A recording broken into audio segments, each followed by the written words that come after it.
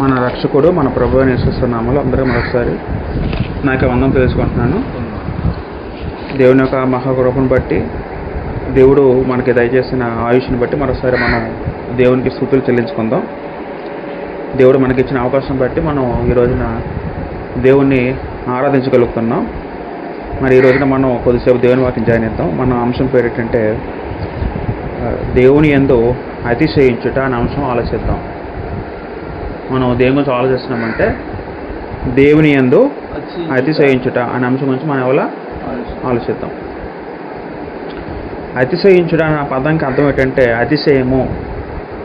అతిశయం అంటే అర్థం ఏంటి? అతిశయం అంటే అర్థం ఏంటంటే తన గురించి లేకపోతే తనకు సంబంధించిన వాటి గురించి గర్వంగా చెప్పుకోవడం అని, తర్వాత తనకు తాను గొప్పలు చెప్పుకోవడం అని, తర్వాత తన శక్తిని పోగొట్టుకోవడం అని, తర్వాత తన ఘనతను ప్రదర్శించుకోవడం అని, తనను తాను హెచ్చించుకోవడం, ప్రగల్భాలు పలకడం, మనుషుల యొక్క వాళ్ళ నుంచి మనుషుల మెప్పును కోరడం, తర్వాత పేరు ప్రఖ్యాతులు దాని మీద అతిశయపడ్డ వీళ్ళగా అంటే అతిశయం అన్న పదానికి ఇటువంటి అర్థాలన్నీ వస్తాయి.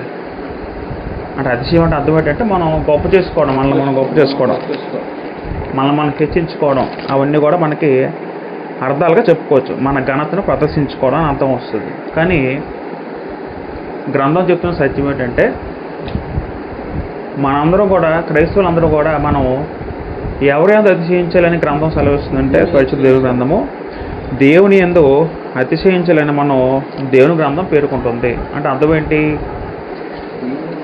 మనల్ని మనం గొప్పలు చెప్పుకోకూడదు, దేవుణ్ణి గొప్ప చేయాలి. మనల్ని మనం హెచ్చించుకోకూడదు, దేవుణ్ణి హెచ్చించాలి. మన ఘనతను మన మహిమను మనం చెప్పుకోకూడదు, కానీ దేవుని ఘనతను దేవుని మహిమను ప్రపంచానికి చాటి చెప్పే విధంగా మనం ఉండాలి.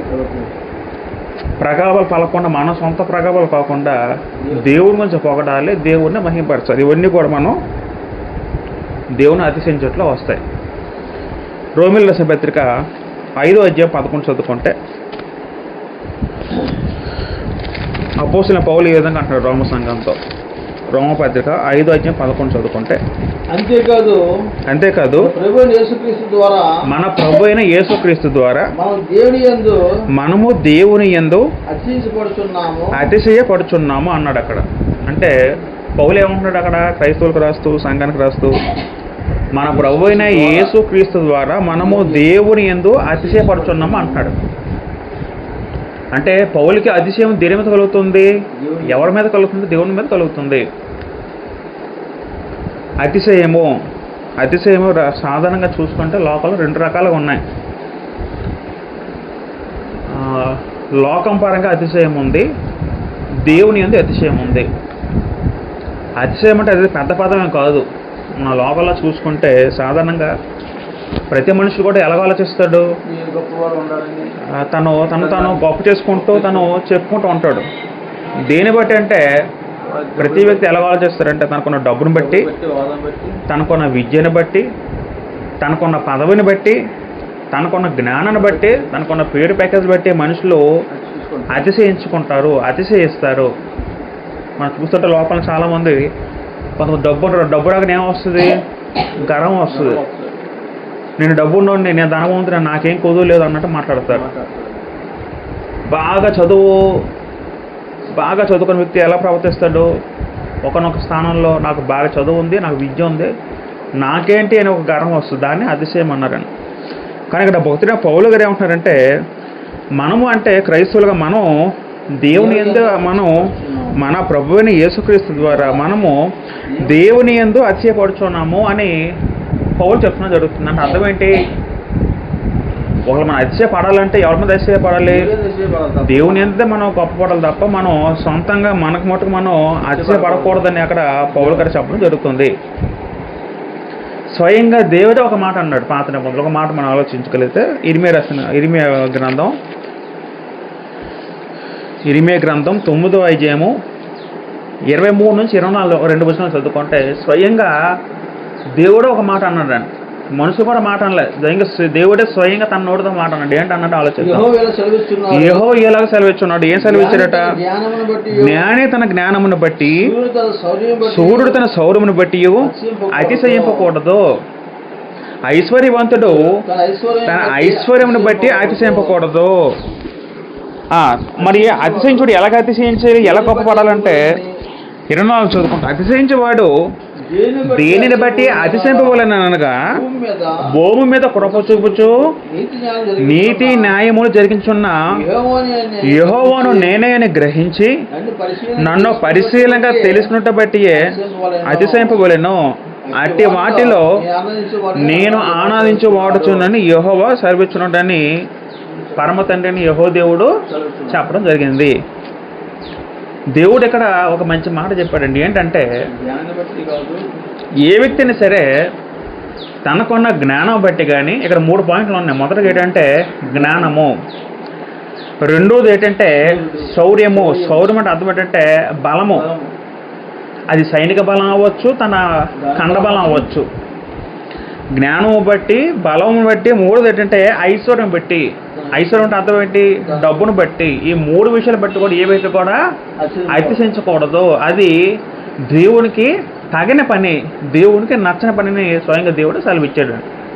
మరి ఎలాగ అతిశయించాలంటే వ్యక్తి అని దేవుడు ఏం చెప్తున్నాడంటే, అతిశయించేవాడు ఎలాగ అతిశయించాలంటే దేనిని బట్టి అతిశయించాలనగా భూమి మీద కృప చూపుచు. ఎవరో వ్యక్తి కృప చూపించితే ఎవరు? దేవుడు.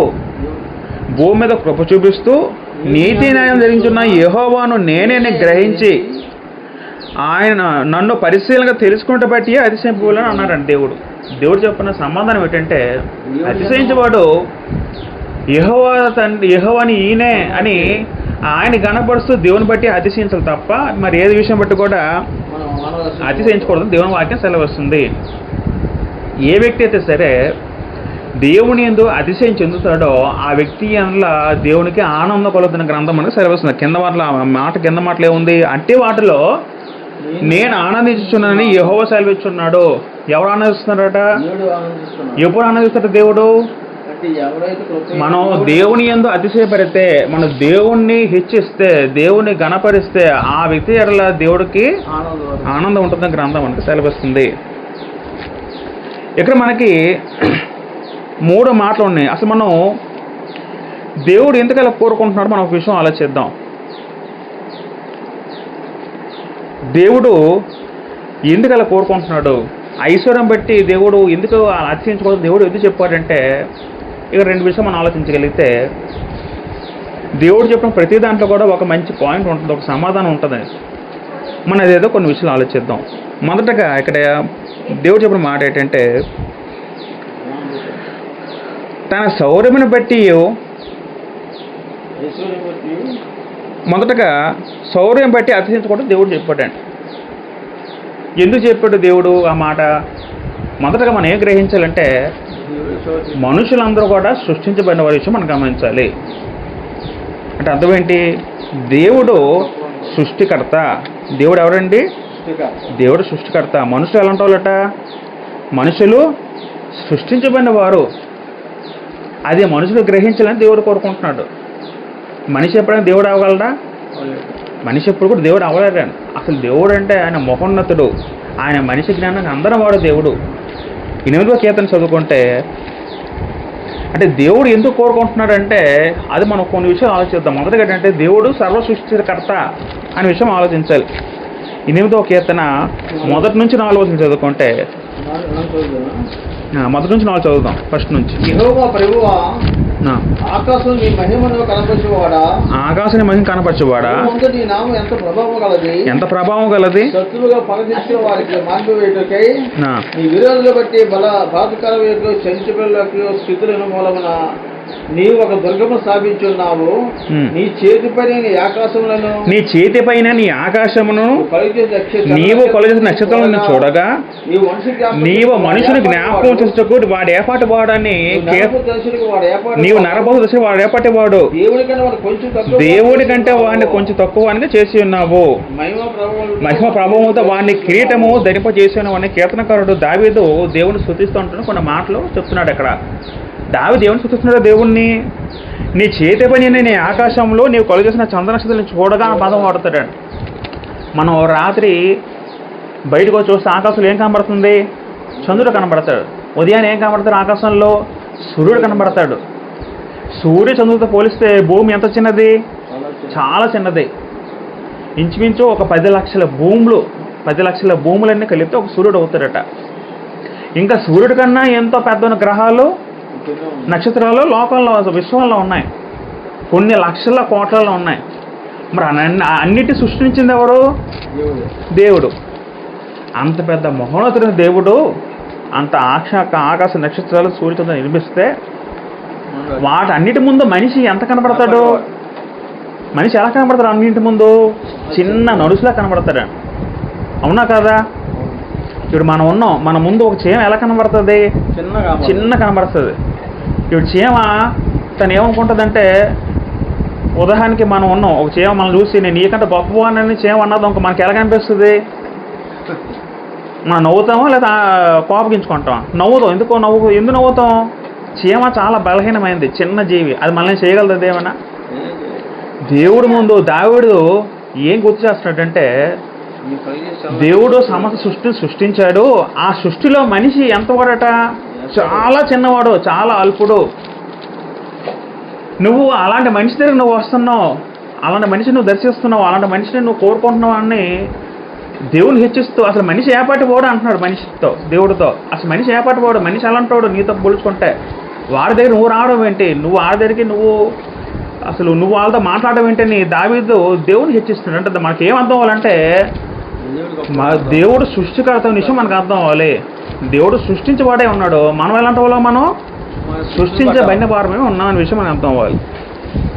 రెండో పాయింట్ ఏంటంటే, ఎంతో దేవుడు చెప్పాడు, శౌర్యం బట్టి బలం బట్టి ఎవరు కూడా అతికించకూడదు పదం వాడాడు. శౌర్యము బలం అంటే అర్థం ఏంటంటే, ఒక వ్యక్తి తన కండబలం కానీ, లేకపోతే ఒక రాజ్యం చెందిన రాజు కానీ, చక్రవర్తి కానీ తనకున్న సైనిక బలం కానీ అతిశయం చెందకూడదని దేవుని వాక్యం సెలవిస్తుంది. ఎందుకంటే ఒక వ్యక్తికున్న బలం కానీ, ఒక రాజుకున్న సైనిక బలం కానీ అవి తాత్కాలికము, అది ఎల్లప్పుడూ ఉండేది కాదని దేవుని వాక్యం సెలవిస్తుంది.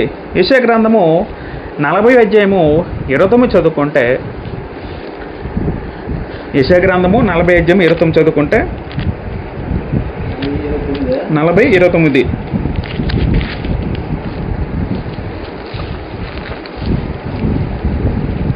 శక్తిహీనులు బలాత్సరం కలిగేవాడు ఆయనే, సమస్యల వారికి బలిచ్చేవాడు ఆయనే, శక్తిహీనులకు బలాభివృద్ధి కలిగేవాడు ఆయనే, బాలులకు సమస్యలు ఎదురు ఆలయెదురు, యవ్వనస్తులు తప్పక తొట్టిల్లుదురు పదం వాడతారు అక్కడ. అంటే దేవుని వాక్యం ఏం సెలవిస్తుంది? అసలు మనుషులకు బలం ఇచ్చేవాడు ఎవడు? మనుషులు బలం ఇచ్చింది ఎవరండి? దేవుడే. మనుషులు సృష్టించింది ఎవరు? మొదటగా దేవుడు. మనుషులకు ఆరోగ్యం ఇచ్చింది ఎవరు? దేవుడు. ఈ ఆరోగ్యం వల్ల నీకు బలం వచ్చింది. ఆ బలం ఎవరి వల్ల వచ్చింది? ఇప్పుడు వ్యక్తి ఒక బలవంతుడైతే ఆడికి ఎంత కండలు చూపిస్తే ఆ కండ ఎలాగొచ్చాడికి? ఆడు స్వతహాగా సంపాదించుకున్నట్టు దేవుని వల్ల వచ్చిందా?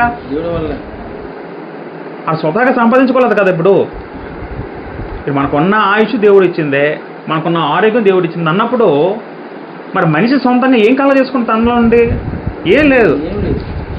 మనిషి సంపాదించిన ప్రతిదీ కూడా దేవుడు నుండి వచ్చిందే. ఇక్కడ వాక్యం ఏం సెలవుస్తుందంటే, సమస్యల వరకే బలం ఇచ్చేవాడు ఎవరట? బలం ఇచ్చేవాడు ఆయనే. బలం ఇచ్చేవాడు దేవుడు. శక్తిహీనులుగా బలాభివృద్ధి కలిగేవాడు ఆయనే. బాలురు సొమ్మసిల్లుదురు అలయెదురు, యవ్వనస్తులు తప్పక తొట్టిల్లుదురు పదం వాడండి. అర్థం ఏంటంటే, ఒక్కనొక సమయంలో యవ్వన బలం అనేది కూలిపోద్ది. ఇప్పుడు మనందరం ఉన్నాం, మనందరికీ జీవితం రకరకాల దశలు ఉంటాయి. చిన్నప్పుడు మనందరూ పరిగెడతాం, కొంచెం పెద్ద యవ్వనంలో వచ్చేది మనకు ఒక బలం, యవ్వన బలం ఉంటుంది. ఆ బలం ఎప్పటికల్లా ఉండిపోద్దండి. అలాగా ఉండిపోదు. కొంతకాలం ఏమవుద్ది? ఆ బలం ఉడికిపోద్దండి. బలం ఇంకా అంతరించిపోతాం మానవ శరీరంలో. తర్వాత ఏమవుతాం? మనం ముసలు అయిపోతాం, క్షీణించిపోతాం. అంటే మనకున్న బలం తాత్కాలికమైన శాశ్వతమైనదా? తాత్కాలికమైన గ్రంథం సెలవిస్తుంది. మరొక మాట చదువుకుంటే, కీర్తన 33 కీర్తన 16-17 చదువుకుంటే,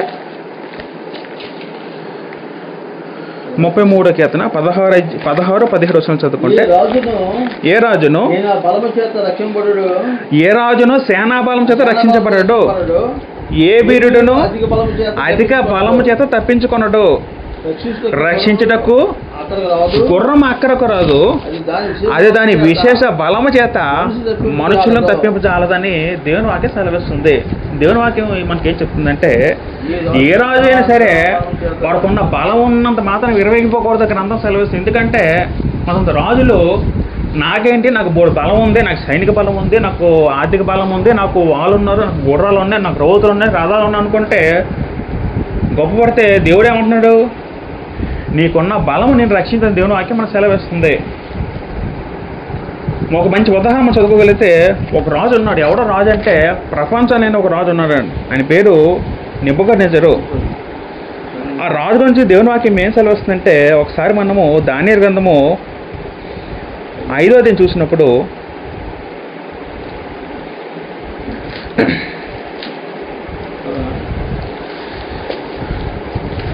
అక్కడ ఒక సందర్భంలో నెబుకద్నెజరు రాజు తర్వాత వాళ్ళ కొడుకు రాజ్యంలోకి వస్తాడు.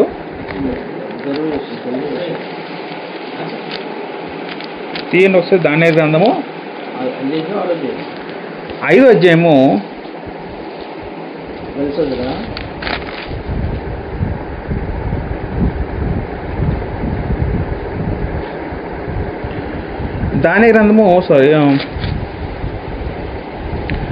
5వ చదువుకున్నప్పుడు అక్కడ సందర్భంలో బెల్షస్సర్ ఒక రాజు ఉంటాడండి. ఆ రాజు ఎవడంటే నెబుకద్నెజరు తన తర్వాత, అంటే కొడుకు కాదు కానీ మనవడు అవుతాడు బహుశా. ఆ వ్యక్తి తన మునుపటి తన తండ్రి రాజు అధిష్ఠించినప్పుడు తను ఏం చేశాడంటే 1000 మందితో విందు చేయించుకుని, ఆ విందుకి యెరూషలేము దేవాలయం పాత్రలు తీసుకొచ్చి ఆ మందులేమో దేవుని పాత్రలు, పరిశుద్ధ పాత్రలు వేసి తాగుతున్నట్టండి. వాడికి ఎంత బలుపో చూడండి. మనకు సందర్భం అంత అవసరం లేదు, టైం వేస్ట్, మనకు అవసరం లేదు, మనం అంతా చదువుకోని. అయితే అప్పుడు ఏమవుద్ది, ఆ సందర్భంలో ఈ రాజు అంటే గర్వం, ఏంటి గర్వం, నాకు డబ్బు ఉంది, ప్రపంచంలో రాజు నేను గర్వంతో ఏం చేశాడు, దేవుడి మందిరంలో ఉపకరణం తీసుకొచ్చి దాంతో మందు పోసి విందు చేయించాడు. అప్పుడు ఒక హస్తము, ఒక చిన్న హస్తము గుర్తు దేవుడు శక్తి ద్వారా గోడ మీదకి కొన్ని రాయడం జరిగింది. కొన్ని రాతలు రాసాడు. ఒక హస్తము ఎక్కడి నుంచి ఒక చెయ్యి వచ్చి గోడ మీద కొన్ని రాతలు రాసినట్టు. ఏంటో రాత అంటే మెనే టెకెల్ ఒఫార్స్ రాయగానే అప్పుడు రాజు భయపడిపోయి అసలు ఏంటి చెయ్యి ఏంటి రాయడం ఏంటి ఇది అప్పుడు భయపడిపోయి అప్పుడు దానిని పిలిపించి అసలు ఏమైంది, ఏం జరుగుతుంది అని పిలిపించి అడిగినప్పుడు అప్పుడు దానియేలు అన్న ఒక మాట మనం ఆలోచించగలిగితే, అదే అధ్యాయము మనం ఒకసారి 16 కాదు 17 చదువుదాం, ఒకసారి 18 చదువుదాం.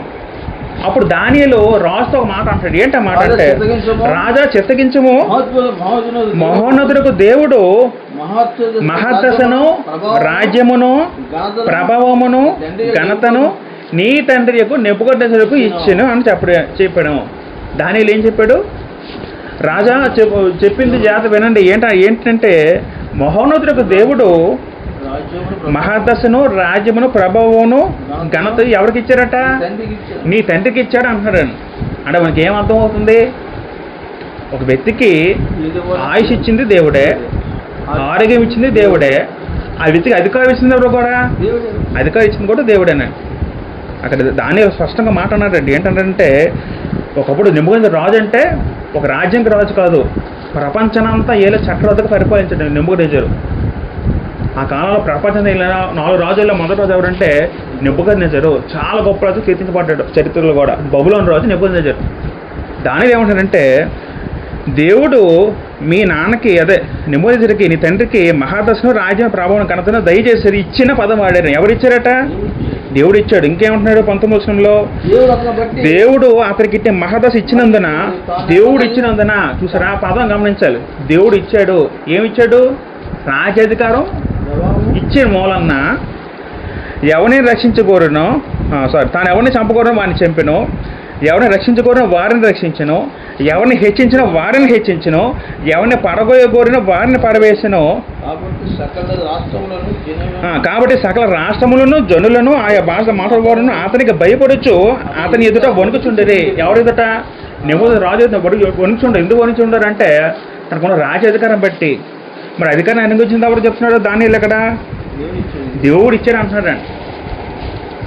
అప్పుడు కింద ఏమంటున్నాడు? 20 చదువుకుంటే, అయితే అతనంటే ఎవరు? నెబూజరదాను. అతడు మనసున అతిశయించి, మనసున ఏమని అతిశయించాడు? నెబూజరదాను గర్వపడ్డాడు, గొప్పలు చెప్పుకున్నాడు. ఏంటంటే ఒకసారి తను రాజనగరం చూసుకుంటూ, అబ్బా నా రాజనగరం ఎంత అందంగా ఉంది, నిజంగా చరిత్రలు కూడా బబులోను రాజనగరం చదువుకుంటే ఆ రాజు ఆ నగరం చాలా గొప్ప కట్టాడట. ఎంత గొప్ప కట్టాడంటే ఆ బబులోను సామ్రాజ్యం అనేది చాలా పెద్ద కట్టడం, అందులోనూ ఆ కట్టడం పైన చిన్న చిన్న వాటర్ ఫాల్స్ ఏర్పాటు చేసి ఆ బబులోన్ పైన ఒక గార్డెన్లా మలిచాడట. బయట నుంచి చూస్తే ఆ పెద్ద అందమైన ఎత్తైన శిఖరమైన ఆ కోటలోకి ఆ వన తోటలు, తోటలు, పువ్వులన్నీ కూడా పైనుంచి ఆకాశం చూసినట్టు కనబడుతుందట. అంత గొప్పగా రాజుగారు కట్టించాడు నెబుకద్నెజరు. ఒకసారి రాజు ఇవన్నీ చూసి, నేను నా బలంతో ఇవన్నీ సంపాదించుకున్నాను, నా వల్లే నాకు ఎంత వచ్చిందని మనసున అతిశయించాడట. దేని మీద అతిశయించాడు?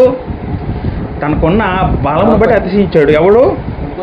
అప్పుడు దేవుడు ఏం చేశాడు? 20 చదువుకుంటే 20 వచనంలో, అయితే అతను మనసు అతిశయించి బలాత్కారం చేయుటకు చేసుకొనగా దేవుడు అతని తీసివేసి అతని ఘనతను పోగొట్టెను. అప్పుడు అతను మానవుల ఎదుట తరమబడి పశువులు అంటే మనసు గలవాడయ్యను. అప్పుడు దేవుడు ఏం చేశాడంటే ఆ గర్వానికి దేవుడు కోపగించుకొని తనకు శాపం విధించాడు. ఏంటో శాపం అంటే 7 సంవత్సరాలు ఆ నెబూజరదాను రాజు రాజ్యం నుంచి దూరంగా అడవిలోకి వెళ్ళిపోయి అడవిలోని ఒక పశువులో జీవించాడట. ఒక మానసిక వ్యాధిని దేవుడు ఆ వ్యక్తికి గురి చేశాడట. ఎవరికి? నెబూజరదాను రాజుకి. అంత ఆర్భాటంగా గొప్పగా రాజు ఆఖరికి ఒక చిన్న పశువులాగా, పిచ్చోళ్ళగా మారిపోయాడు. అడవిలో ఒక పశువులా గడ్డి మేయడం, పశువులా ప్రవర్తించడం చేశాడు. అలా చేసింది ఎవరు? దేవుడు. దేవుడు ఎందుకు చేశాడు ఆ వ్యక్తికి అలాగా? బుద్ధి కలగాని. ఎందుకంటే ఆ వ్యక్తికి ముందు దేవుడు ఇచ్చడనే ఒక ఆలోచన ఉండే. తర్వాత ఏమైందంటే మనసున దేవుని అతిశయించడం మానేసి తన గర్వం అతిశయం వల్ల ఏమొస్తుందంటే గర్వం వచ్చి తను దేవునికి వ్యతిరేకమయ్యి దేవుడు శాపానికి గురి అయినట్టు చూడగలను. ఆ కింద మాట చదువుకుంటే 21, అప్పుడు అతడు మానవుల ఎదుట తరంబడి పశువుల వంటి మనసు గలవాడాయను. మహోన్నతులకు దేవుడు మానవుల రాజ్యములలో ఏలుచు ఎవరిని స్థాపించుకోరునో వారిని స్థాపించబోనని అతడు తెలుసుకున్న వరకు అతడు అడవి గాడిదల మధ్య నివసించు పశువులై గడ్డి మేయచ్చు శరీరం గలవాడి అని చెప్పడం జరుగుతుంది. అప్పుడు రాజుకున్న వ్యాధితో ఎలా బతికాడంటే పశువులకు గడ్డి మేయడం, పక్షిలాగా ఉండడం, మొత్తం పిచ్చోల్లా మారిపోయాడటండి. అలా మారిపోవడం కారణం అంటే దేవుడు విధించిన శాపం. అక్కడ పదం వాడారు. ఏంటి ఆ పదం అంటే మహోన్నతులకు దేవుడు మానవుల రాజ్యంలో ఏలుచుని పదం ఉంటుంది. ఎవరిని స్థాపింపగోరనో వారిని స్థాపించేది అతడు తెలుసుకున్న వరకు. ఎవరు తెలుసుకోవాలట? అతడు తెలుసుకోవాలి. ఎవరైనా సరే అన్నాడు. ఏ రాజైనా సరే తనకున్న అధికారం ఎలా భావించుకోవాలంటే అది నా ఆలోచింది కాదు, దేవుడు నాకు అధికారం అనుగ్రహించడని ప్రతిరాజు భావించుకొని తన వృత్తిధర్మం కొనసాగించాలట. అందుకు దేవుడు కూడా మనకేం చెప్పారంటే రోమపతి చదువుకుంటే మీ యొక్క ప్రతి అధికారికి మీరు ఎలా ఉండాలట? లోబడి ఉండాలి చెప్పడం జరిగింది. ఎందుకు లోబడి ఉండాలంటే దేవుడే అధికారం అనుగ్రహించాడు కాబట్టి మీరు ప్రతి అధికారం లోబడి ఉండదు. మీరు అధికారానికి వ్యతిరేకంగా ఉంటుందని దేవుని కూడా మనకు సరివస్తుంది క్రైస్తవులకి. కాబట్టి మనం ఎందాక ఆలోచించాం, శౌర్యం పెట్టి మనం చూసుకుంటే శౌర్యము తన బలం అనేది అది అప్పటికి ఉండేది కాదు, అది క్షీణించిపోద్ది. శౌర్యం బట్టి అతిశయించకూడదు. ఎందుకంటే శౌర్యం అనేది ఒకనొకడు అది అంతరించిపోద్ది. మనకున్న బలం అనేది ఒకనొకడు కోల్పోద్ది. అంటే దేవుడు తీసేగా శక్తి కూడా ఎవరికి ఉంది? దేవుడికి ఉంది. రెండోది ఏంటి? దేవుడు ఇందాక ఏం చెప్పాడు? ఐశ్వర్యం బట్టి అతిశయించకూడదు. ఎందుకు అతిశయించకూడదు? ఐశ్వర్యం బట్టి డబ్బు ఎప్పుడైనా స్థిరంగా ఉంటుందా మన దగ్గర? డబ్బు ఎప్పుడు కూడా స్థిరంగా ఉంటుందండి. ఎవరు ఒక ధనవంతుడు రేపు పేదవాడు అయిపోవచ్చు. సామెతల గ్రంథము 23 చదువుకుంటే, సామెతలు 23 చదువుకుంటే, ఐశ్వర్యం పొంది ప్రయాసపడకము, నీ గట్టి అభిప్రాయం కలిగి ఉన్న దాన్ని విడిచిపెట్టము, నీవు దాని మీద దృష్టి నిలిపి చూడని అది లేకపోవను, నిశ్చయముగా అది రెక్కలు ధరించి ఏది ఎగిరిపోతట, డబ్బు ఎగిరిపోతట. డబ్బు ఎప్పుడు కూడా మన దగ్గర ఉండదు. దేవుని వాక్యం సెలవిస్తుంది, డబ్బు ఎప్పుడు కూడా స్థిరంగా ఉంటుందని. డబ్బు ఇచ్చింది కూడా ఎవరై ఉండాలి? దేవుడే అయ్యి ఉండాలండి. డబ్బు ఇచ్చింది కూడా దేవుడే తప్ప అది ప్రత్యక్షంగా మన వల్ల, మన సొంత బలం వల్ల రాదనే విషయం దేవుడు మనకి జ్ఞానం చేస్తున్నాడు. తర్వాత మూడోది ఏంటి? జ్ఞానము. జ్ఞానం ఇచ్చింది ఎవరు? అసలు జ్ఞానం ఇచ్చింది ఎవరండి? జ్ఞానం ఇచ్చింది దేవుడేనండి. దేవుడా కాదా?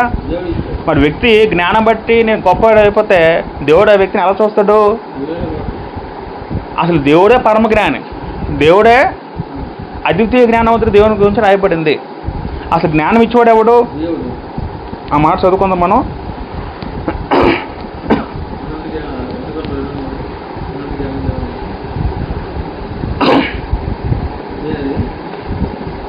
జ్ఞానము మొదటి రాజుల గ్రంథము 4:29 చదువుకుంటే, దేవుడు జ్ఞానమును బుద్ధిని వర్ణింపశక్యం కానీ వివేచన మనసును సొలొమోనుకు దయచేసిన పదం ఉంటుందండి. అక్కడ దేవుని వాక్యం ఏం సెలవిస్తుంది?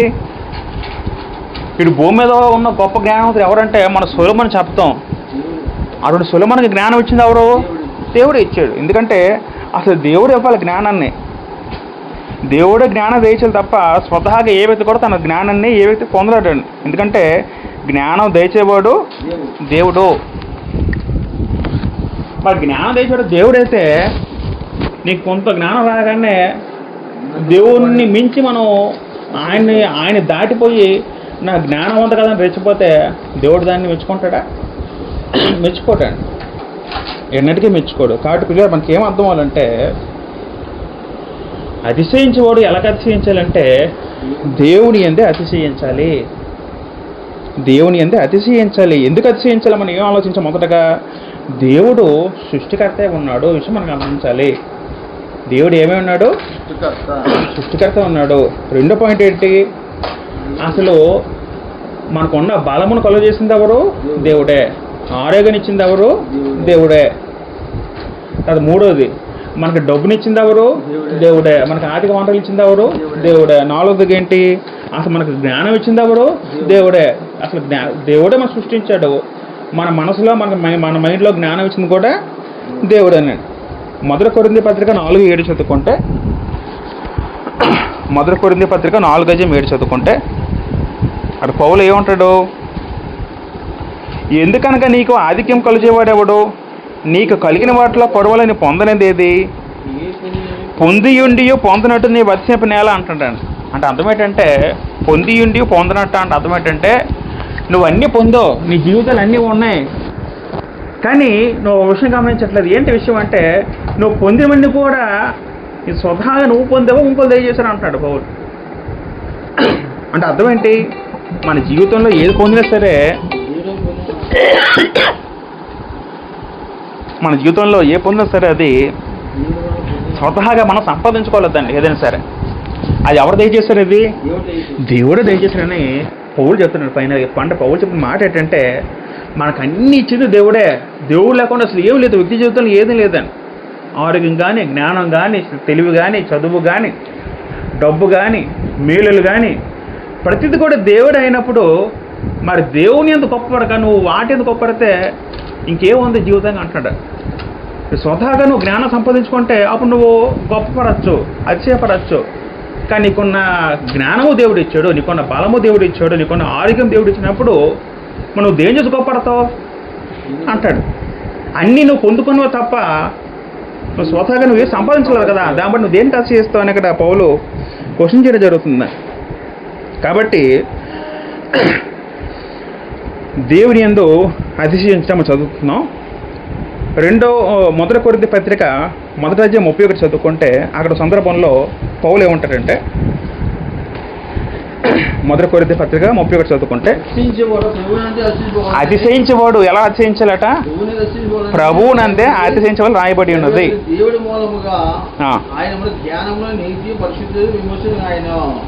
కాబట్టి ఇక్కడ ఈ సందర్భం బట్టి పౌలు ఏం చెప్తున్నారంటే, అతిశయించబడు ప్రభువునంతే అతిశయింపవలెను అంటే ఇక్కడ దేవుని అందు అతిశయించాలి. రెండోది ఏంటంటే యేసుక్రీస్తుకు అతిశయించాలని పౌలుకు చెప్పడం జరుగుతుంది. అంటే ఈ వచనం బట్టి ప్రభువు అంటే అది యేసుక్రీస్తుని అర్థం చేసుకోవాలి. వచనం బట్టి అర్థం చేసుకుంటే ఎందుకు అతిశయించాలి? మనం ఇద్దరు వ్యక్తులంతా అతిశయించాలి. మొదటిగా ఎవరంటే తండ్రి అయిన దేవుని యందు, రెండోది ఎవరంటే యేసుక్రీస్తు వారి యందు. మన చివరిగా 2 మాటలు వచ్చేది ముగించేద్దాం. యేసుక్రీస్తు యందు మనం అతిశయించాలి. యేసుక్రీస్తు ఎందుకు అతిశయించాలి మనకి? అప్పుడు ఎందుకు ఈ మాటని పౌలు గారు కొరింథీ సంఘం రాశారంటే, కొరింథీ సంఘాల్లో విభజనలు స్టార్ట్ అయ్యి ఒకరు ఏమంటున్నారంటే నేను పౌలు వాడను, నేను అపోలు వాడనని ఒక విభజనలు వచ్చాయి. సంఘంలో విభజనలు స్టార్ట్ అయ్యి, గ్రూపులు స్టార్ట్ అయ్యి. సంఘం స్థాపించిన ఎవరు? యేసుక్రీస్తు వారు. అటు సంఘంలో ఐక్యంగా ఉన్న మనిషి ఏమొచ్చాయట? భేదాలు వచ్చాయి, గొడవలు వచ్చాయి, కలహాలు వచ్చాయి, విడిపోయారు. అందరూ గ్రూపులు విడిపోయారండి. అటు పౌలు ఏమంటారంటే మీరందరికీ ఎందుకలా విడిపోయారు? అసలు మీ అందరూ దేనికి వచ్చేస్తున్నారు? ఒకడేమో నేను ఈ గ్రూప్ అంటున్నాడు, మా గ్రూప్ లీడర్ ఒకడు ఆ పేరు చెప్తున్నాడు, మరొకడేమో ఇంకో గ్రూప్ పెట్టి ఆ లీడర్ పేరు చెప్తున్నాడు. పౌలు ఏమంటారంటే అసలు ఈ లీడర్లు కాదు, అసలు వీళ్ళందరూ కూడుకుంది ఎవరు కూడా కూడుకున్నారు? యేసుక్రీస్తు వాళ్ళు కూడుకున్నారు కదా. అసలు యేసుక్రీస్తు వారే రాకపోయి ఉంటే అసలు మీ సంఘం ఏర్పడేదా? అసలు యేసుక్రీస్తు లేకపోతే మీకు రక్షణ వచ్చేది? అటువంటిది యేసుక్రీస్తు వారిని పక్కన పెట్టేసి మీకు మీరు ఎందుకు గొప్ప చేసుకుంటారని వాళ్ళని కత్తిరించడం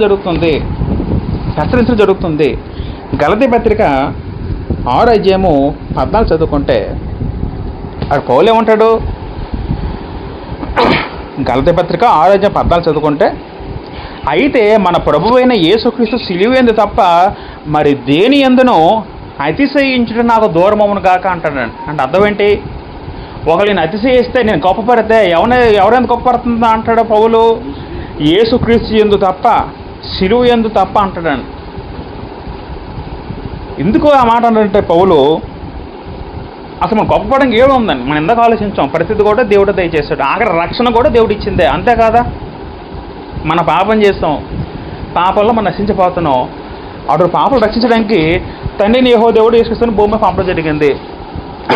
అప్పుడు రక్షణ మన వల్ల వచ్చిందా? దేవుడు కృప వల్ల వచ్చిందా? దేవుని కృప వల్ల వచ్చిందా? అక్కడ మన చేతులు ఎట్లేదు కదా. రక్షణ కూడా ఎవరిచ్చింది? దేవుడు ఇచ్చిందే, దేవుని కృపే. ఎఫెసీ పత్రిక 2:8 చదువుకుంటే, మీరు విశ్వాసం ద్వారా కృపచేత రక్షించబడి ఉన్నారు, ఇది మీ వలన కలిగేది కాదు, దేవుని వరమే అంటున్నాడు. ఆఖరికి మనకి రావాల్సిన రక్షణ కూడా ఎవరు ఇచ్చారట? దేవుడు ఇచ్చారట. రక్షణ మనం సంపాదించుకోవాలి, రక్షణ కూడా దేవుని కృప వల్ల వచ్చింది అంటాడు పౌలు. అంతా దేవుని కృప వల్ల ఉందని. ఇక మనం గొప్ప చేసినకి ఏముంది అక్కడ? మనం గొప్ప చేసుకుని మనం ముప్పుంగిపోయి ఉండక అవకాశం ఏంటో ఉంది అసలు సంఘంలో కూడా అని చెప్పడం జరుగుతుంది. కాబట్టి పిల్లల క్రైస్తవులందరూ కూడా ఎవరి మీద అతిశయించాలి? దేవుని మీద అతిశయించాలి. అర్థం ఏంటంటే ఎలాగ అతిశయించాలి దేవుని ఏంటంటే ఒక 3 పాయింట్స్ అయితే ముగించాలి. ఎలాగంటే మొదటగా ఏంటంటే మనం ప్రతి విషయాల్లో కూడా దేవునికి కృతజ్ఞతలు చెప్పాలి. మొదటి దశలోని పత్రిక 5:18 చదువుకుంటే అక్కడ ఏమంటాడు? అక్కడ ప్రతి విషయమందును కృతజ్ఞతలు చెల్లించుడి అంటాడండి. ఇలాగ చేయట యేసుక్రీస్తు విషయంలో దేవుని చిత్తము. మనం దేవుని యందు అతిశయించాలని, ఎలాగ అతిశయించాలంటే మొదటగా మనం ఎల్లప్పుడూ కూడా ఏం చేయాలి? దేవునికి కృతజ్ఞతలు చెల్లించాలి. అంటే అర్థం ఏంటి? నీ విషయంలో, నీ ఇంట్లో, నీ కుటుంబంలో ఏ మేలు జరిగినా సరే నువ్వేం చెప్పాలి? దేవుడికి థ్యాంక్స్ చెప్పాలి. తండ్రి నాకు మన ఇంట్లో ఒక వస్తువు వచ్చినా సరే, మన ఇంట్లో ఏ మేలు జరిగినా సరే, తండ్రి నీ వల్ల మాకు వస్తువు వచ్చింది, నీ వల్ల మాకు కార్యం జరిగిందని దేవుని స్తుతిస్తూ దేవునికి మహిమార్థమే ప్రార్థన కానీ, స్తుతులు కానీ, కూటం కానీ మనం ఏర్పాటు చేయాలి.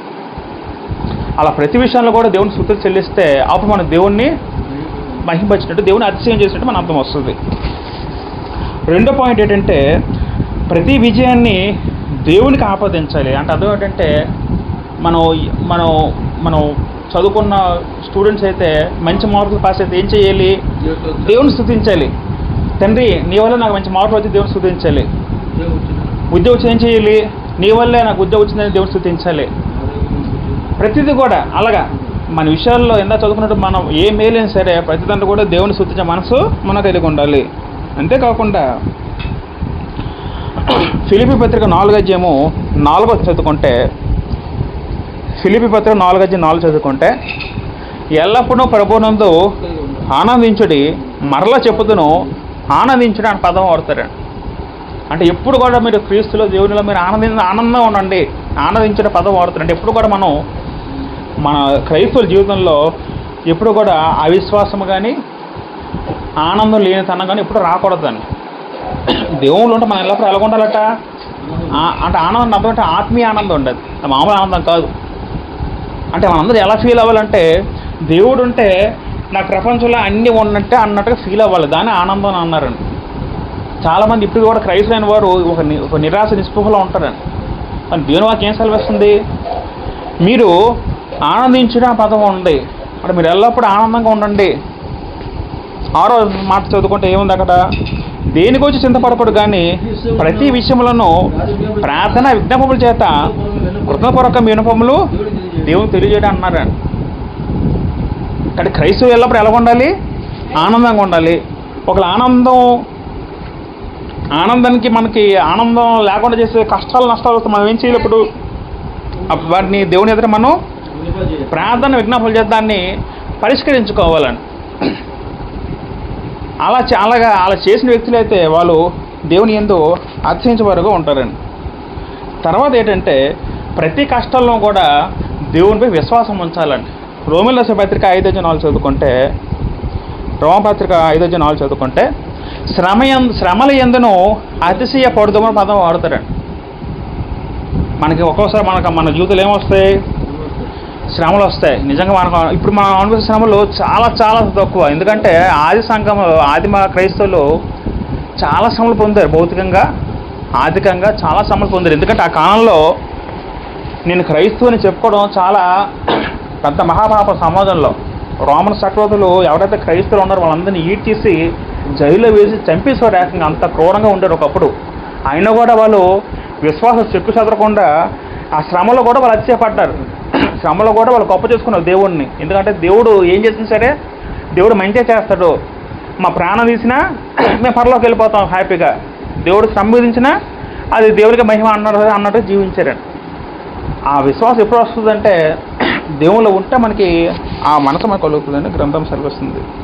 ఆఖరికి ఏంటంటే ప్రతి సేవలో కూడా వినయంగా ఉండాలంటే అంటే అర్థం ఏంటి? ఒక మాట చదువుకుంటే లోకస్ వార్త 19:10 చదువుకుంటే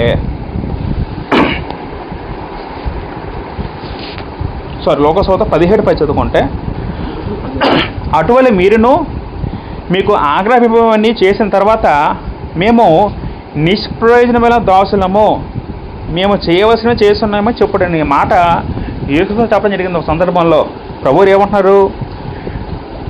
ఒక ఉపమానం చెప్తూ అంటే దాసులను మనం ఎలా ఉండాలంటే మనం అన్నీ చేసిన తర్వాత మేము ఎల్లప్పుడూ దాసులం, మేము ఎల్లప్పుడూ కూడా నీకన్నా తక్కువ వారం అన్నట్టుగా ఉండాలి. అంటే దానిలో ఏముంది? దానిలో వినయ విధేయతలు ఉన్నాయండి. మనం ఎల్లప్పుడూ కూడా దేవుని దగ్గర మనం ఏం చేయాలి? తగ్గించుకోవాలి. తగ్గించుకున్నవాడు హెచ్చించబడు తగ్గించబడిన గ్రంథం మనకి సెలవిస్తుందండి. కాబట్టి మనం ఇంతవరకు ఏం నేర్చుకున్నామంటే దేవుని యందు అతిశయించడం అనే అంశం నేర్చుకున్నాం. మనం ఎల్లప్పుడు కూడా మనం గొప్ప చేసుకోకూడదు, మనం పోడుకోకూడదు. దేవుని గొప్ప చేయాలి, దేవుని పొగడాలి, దేవుని మహింపరచాలి, దేవుని గొప్పని నలుగురికి చెప్పాలి. మనకి ఏదో ఇంట్లో వస్తే ఉదాహరణకి ఫర్ సపోజ్ నేను కోరుకున్నాను, మనం ఏమనాలి? దేవుడు నాకు ఇచ్చిన అనాలి తప్ప నా కష్టాజీతంతో నేను కోరుకున్నాను అనకూడదు. ఎప్పుడు మనకేదో ఉద్యోగం వస్తే నా కష్టాజీతంతో సంపాదించిన అనకూడదు, దేవుడు ఇచ్చిన అనాలి. అలాగే ప్రతిదాన్ని కూడా దేవుని ఇన్వాల్వ్ చేయాలి. ఎందుకంటే దేవుడే సమస్తం దేశవాడే గ్రంథం మనకు సెలవిస్తుంది. ఎందుకంటే నరుకు ఆయుష్ కానీ ఆరోగ్యం కానీ బలము కానీ ప్రతి ఒక్కరు ఎవరు దయచేయాలి? దేవుడు దయచేప. ఎవరు ఏ వ్యక్తి కూడా సొంతంగా రక్షించుకోవాలి, సొంతంగా సంపాదించుకోవాలి. అంతకన్నా గొప్ప మేలు ఏంటంటే రక్షణ, ఆత్మరక్షణ కూడా ఎవరిచ్చారు? దేవుని ప్రభువు ఆత్మరక్షణ తప్ప. కాబట్టి ఆనాడు పౌలు ఏమన్నాడు? నేను ప్రభు యందు అర్చించున్నాను. అక్కడ పౌలు చెప్పుడు ఒక సందర్భంలో కీర్తనకుడు కూడా చదువు ముగించాడు. కీర్తన 40 ఏం చదువుకుంటే 44 ఏం చదువుకుంటే అక్కడ దాది కూడా ఏముంటాడు అక్కడ? దినమెల్లా మేము దేవుని యందు అతిశయపడుచున్నామని అక్కడ అంటే కౌరవ కుమారులు అంటారు. కీర్తనకారుడు అంటాడు అక్కడ. మరొక సందర్భంలో దాది కూడా ఏమంటాడంటే నేను దేవుని యందు అతిశయించున్నాను అంటాడు. నేను దేవుని యందు కీర్తన 34:2 చదువుకుంటే యెహోవాను బట్టి నేను అతిశయించున్నాను అంటాడు. యెహోవాను బట్టి నేను అతిశయించున్నాను ఎవరు అక్కడ అంటాడు. దావీదు ఎలాగనగలడు ఆ మాట? దావీదుకి దేవుడు గొప్పదని తెలుసు కదా ఆ మాట అనగలడు. నిజంగా దావీదు చాలా గొప్ప రాజు, మహాబలవంతుడు. ఆయన కూడా దావీదు ఏం చేశాడు? ఆ క్రీడను అంతా కూడా దేవుడికి ఇచ్చాడు. అందుకే దేవుడు దావీదు సింహాసనాన్ని అలా నించోబెట్టాడు తరతరాలు. కాబట్టి అతిశయపడడంలో అది దేవుని రక్షిస్తే అది దేవుడు అది మంచిగా ట్రీట్ చేస్తాడు. లోకరీతిగా అతిశయిస్తే దేవుడు దాన్ని అసహించుకుంటాడు. ఇందాక మనం ఏం ఆశించాం? దేవుని ఎలా అతిశయిస్తే దేవుడు ఆనందిస్తాడండి. దేవుడు ఆనందిస్తే మనకు మేలు జరుగుతుంది తప్ప. కాబట్టి మనం అది ఎల్లప్పుడూ మనం గుర్తుపెట్టుకొని మనం ఎల్లప్పుడూ కూడా దేవుని యందు అతిశయించే వరకు మనం ఉండడానికి ప్రయత్నిద్దాం. దేవుడి వాక్యాన్ని దీవించి మా అందరి హృదయాల్లో ఫలింపజేయును గాక. ఆమేన్. అందరికీ వందనాలు.